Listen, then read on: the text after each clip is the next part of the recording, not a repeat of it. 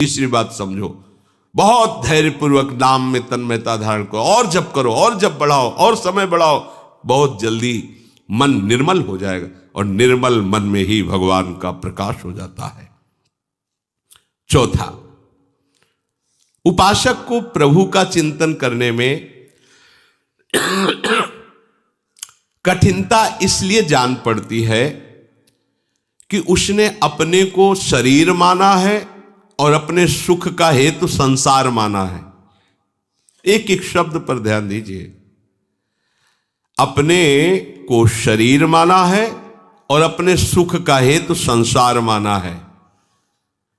इसलिए जो प्रभु का चिंतन करना चाहता है तो हमारा माना हुआ चिंतन प्रभु का चिंतन नहीं होने देता, क्योंकि हमने माना है मैं अपने को शरीर हूं, तो हमारा भोगों का चिंतन, विषय का चिंतन, शरीर का। कभी परिवार के जन उतने प्रिय नहीं लगे। जिस दिन भजन का लक्ष्य बनाया उसी दिन से रोना आने लगा अपने परिवार की याद करके। क्या हो रहा है? परिवार के बीच में रहकर उनको कभी प्यार नहीं किया, लेकिन ये एकांत रहकर जब प्यार प्रभु से करने चले तो ये क्या हो रहा है? बोले मोह ने अपना जाल फेंका। वो रो रहा है, दिखाई देता है। एक दिन हुए उसको आए, वो मूर्छित हो रहा है। मम्मा, अपने अम्मा के लिए मूर्छित।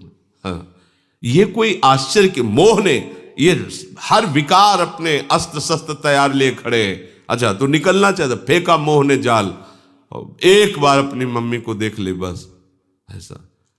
फिर काल ने ऐसा रौंदा, एक बार के बाद वापस ही ले।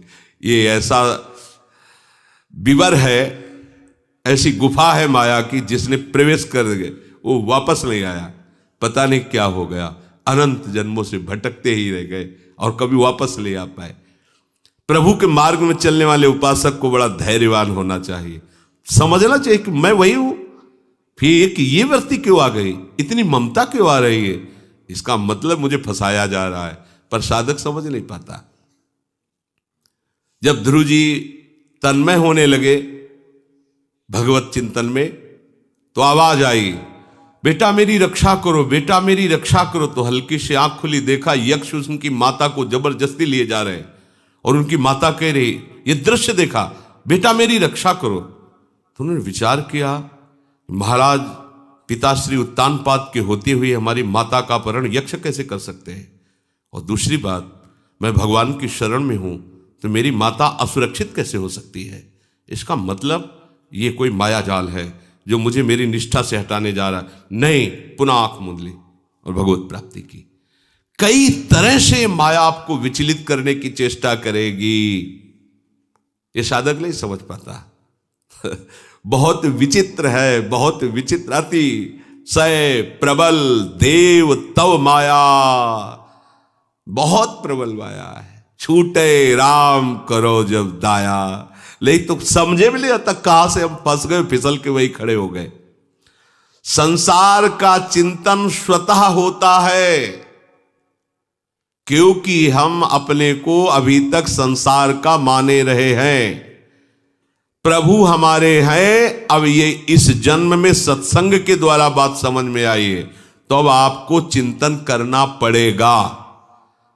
आपका चिंतन होगा नहीं, चिंतन करना पड़ेगा। प्रश्न करते हैं, भजन होता नहीं। भजन तो सिद्धों का होता है, साधक को भजन करना पड़ता है। आपने अभी तक साधना विषय की तो विषय चिंतन करना नहीं पड़ता, होता है, देख लो। अब साधना करो प्रभु की, तो प्रभु का चिंतन करना नहीं पड़ेगा, आगे चलकर होगा, स्वतः होगा। जैसे विषय का चिंतन विषयवत स्वयं होता रहता है, ऐसे भागवतिक महापुरुष का चिंतन स्वयं होता रहता है। उठते बैठते, चलते फिरते, खाते पीते, सोते जागते, हर समय भगवत चिंतन स्वतः उसे चिंतन पकड़ लेता है। पर साधक को चाहिए कि प्रभु का चिंतन हठ पूर्वक, दृढ़ता पूर्वक करे। वो होता नहीं, वो ऐसे होने लगेगा। होने में पहुंचने के लिए पहले करने की क्रिया में तो आओ। पहले भजन क्रिया को ऐसा करो कि संसार का चिंतन नष्ट हो जाए, फिर चलने लगेगा। भोरी सखी जी यही तो कहती, नाम श्वास दो बिलक चलत है, इनको भेद न मुख को भावे। श्वास ही नाम, नाम ही श्वासा, नाम श्वास को भेद मिटावे।